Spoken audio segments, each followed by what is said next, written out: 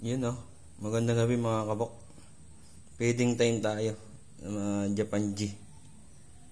Ayan. Ang pinapakain ko dyan, lots mga kabok. Ipis. Pero hindi siya ipis bahay. Marami kasi yung ipis bahay. May parasite yun.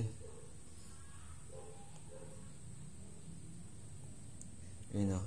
Siguro pag naubos nila yung mga kinakain nila, magmomolt na yung mga yan. Ito, maliit pala kinakain ito.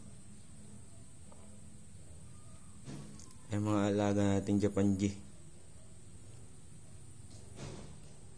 Yung iba sobrang laki na ng tiyan pero kumakain pa. Tulad niya no. Ang laki na ng tiyan pero kumakain pa. Saka ito. Ayan.